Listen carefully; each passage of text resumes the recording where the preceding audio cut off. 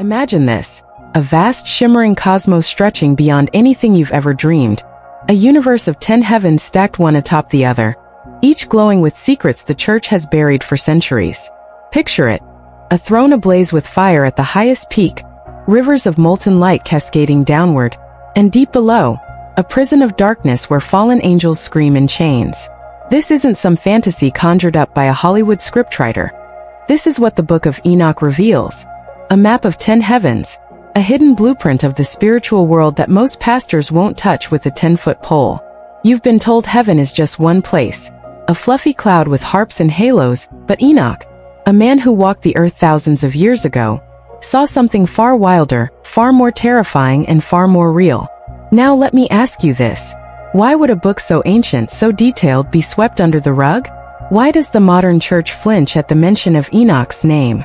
You're about to find out, because we're not starting at the beginning, not yet. We're starting at the end, with this jaw-dropping vision of 10 heavens standing tall in the eternal now. It's a sight that would make your Sunday school teacher squirm, a reality that challenges everything you've been taught about the afterlife. And here's the kicker. Enoch didn't just imagine this, he saw it with his own eyes. But how did a mortal man pierce the veil of the divine? What drove him to climb those 10 layers of mystery when the rest of us barely glimpse one? Picture yourself standing at the edge of this cosmic ladder. The 10th heaven looms above, where God's throne burns brighter than 1,000 suns, surrounded by cherubim whose wings hum with thunder. Below, the 7th heaven swirls with starry hosts, a celestial battlefield scarred by war. Lower still, the 3rd heaven hides a paradise of golden trees, while the first traps the damned in icy shadows. This isn't a fairy tale. It's a revelation that's been whispered about in dusty scrolls, locked away in the Dead Sea caves, and ignored by those who'd rather keep you in the dark. You're probably wondering, if this is true, why haven't I heard it before? Why does the Bible only hint at such things while Enoch spills the whole story? The answer lies in what happened long before you and I were born, before the church decided what you should know. This isn't just about some old book. It's about a truth so explosive it could rewrite your understanding of God, angels, and your place in the grand scheme. You might feel a chill right now, a flicker of curiosity, or maybe doubt. Good. That's exactly where I want you to be. Because we're about to rewind the clock, step by step, to uncover how Enoch stumbled into this forbidden knowledge. Have you ever felt like there's more to the story than what you've been told? Like the universe is hiding something massive just out of reach?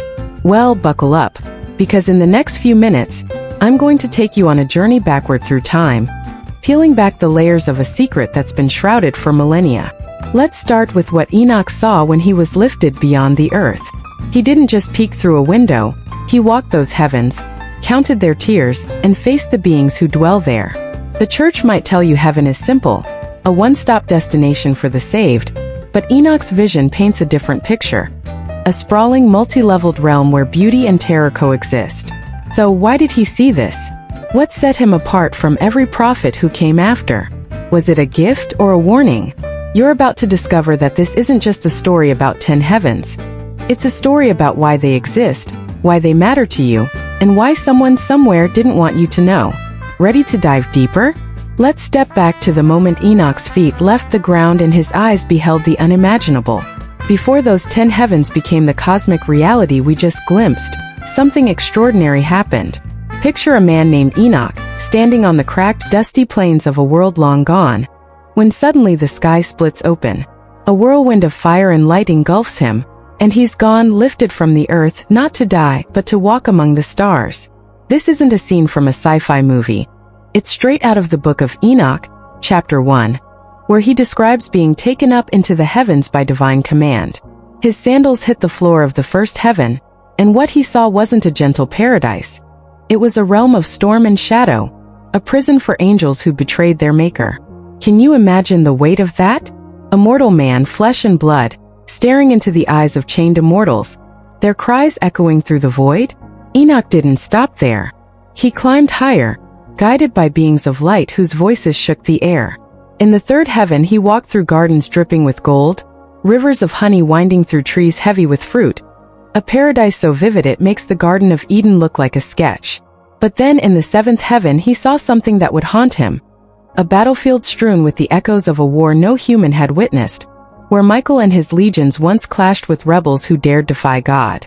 And at the top, the 10th heaven, he stood trembling before a throne ablaze, surrounded by seraphim chanting words too holy to repeat. The air crackled with power, and Enoch fell to his knees, a speck of dust before the infinite.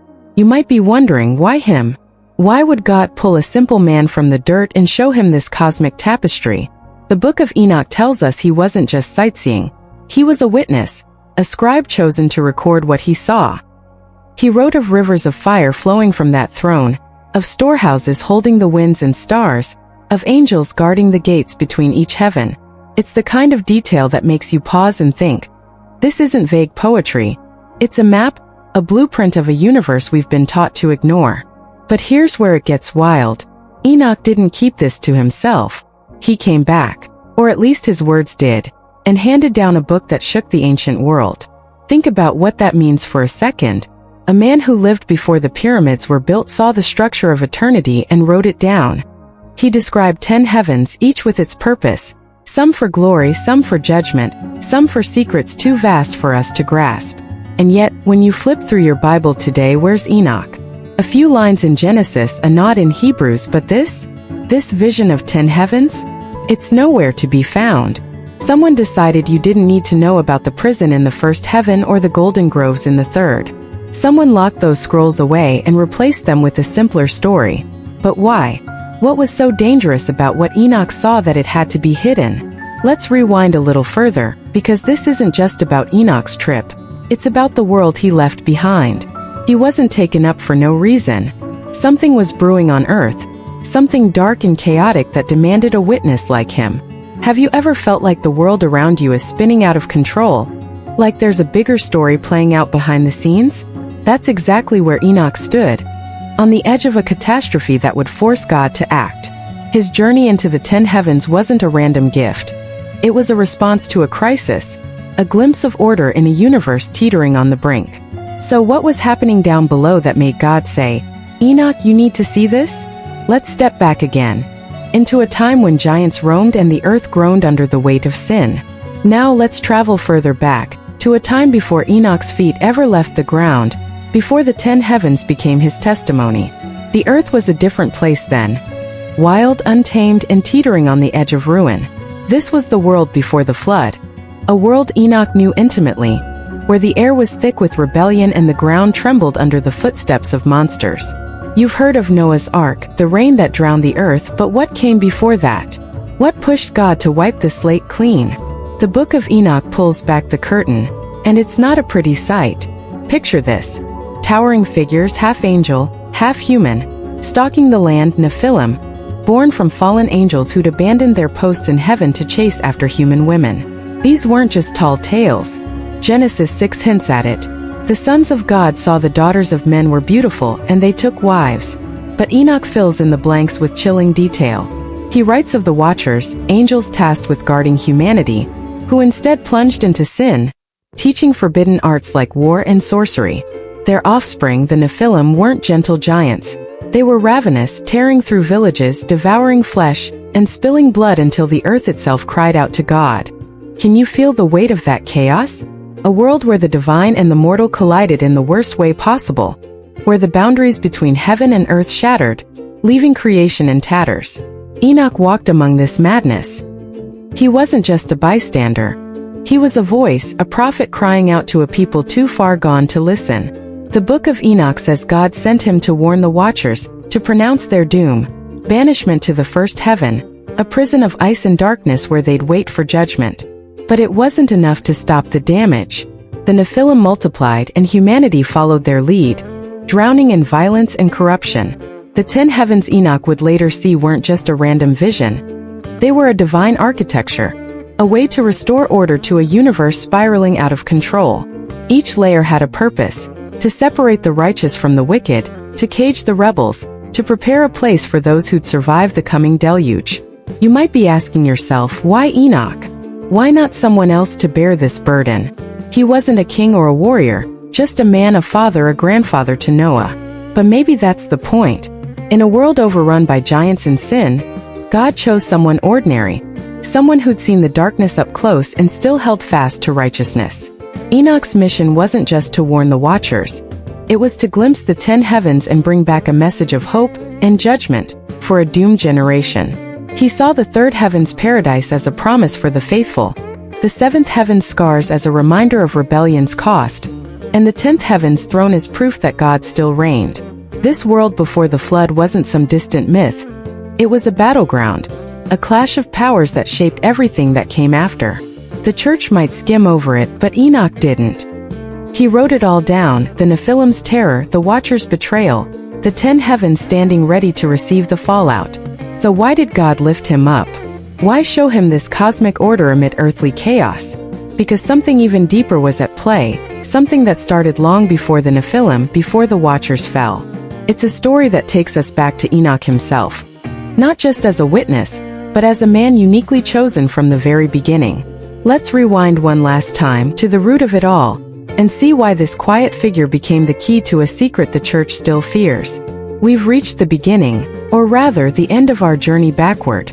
Before the Nephilim ravaged the earth, before Enoch's eyes beheld the 10 heavens, there was just a man who walked with God in a way no one else did. Genesis 5 tells us Enoch lived 365 years, but here's the twist.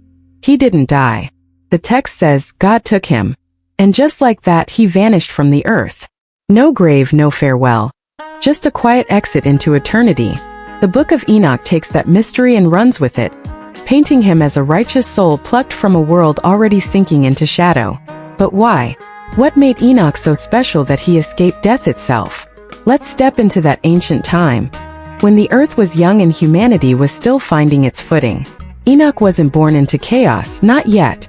He came from a line of faith, a descendant of Adam through Seth, a man who saw the world before it turned dark. Picture him walking under a sky unscarred by storms, talking with God as a friend, not a distant deity. The Bible doesn't give us much, but the book of Enoch fills the silence. He was a scribe, a keeper of wisdom, a man who lived simply while others chased power. And then something shifted. The Watchers fell, the Nephilim rose, and the earth began to groan. Enoch didn't join the madness, he stood apart, a beacon in a gathering storm. That's when God stepped in. Before the flood could claim him, before the Nephilim's shadow swallowed everything, God said, "Enough."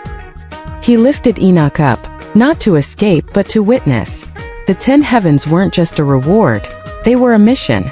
Enoch saw them because he was meant to tell the story, to warn his generation and ours. Those 10 layers, the prison, the paradise, the throne, were God's answer to a broken creation, a promise that order would prevail. And here's where it gets personal. Enoch's story isn't just ancient history, it's a mirror. He didn't die because he walked with God, and that's the challenge staring you down right now. Think about it. The church might have buried his book, tucked it away in the Dead Sea Scrolls, but it survived for a reason. Those 10 heavens aren't some abstract theology. They're a map of your destiny, a glimpse of where you're headed if you choose the path Enoch did. The first heaven holds the fallen. The third offers rest. The 10th shines with glory. Where do you fit in that picture? You've been told heaven is one size fits all, but Enoch says otherwise. He saw a universe of layers, each one a testament to God's justice and mercy, each one a question. Are you ready to climb? So here we are back where we started, with 10 heavens towering above us, a secret the church didn't want you to uncover. Enoch saw them because he lived differently, because he dared to walk with God when everyone else ran the other way. His words echo across millennia, a whisper from a man who never tasted death. This is what awaits. The fifth heaven, you ask? It's where the Watchers weep, chained for their rebellion. A warning for anyone who thinks they can outrun God's plan. Want to know more?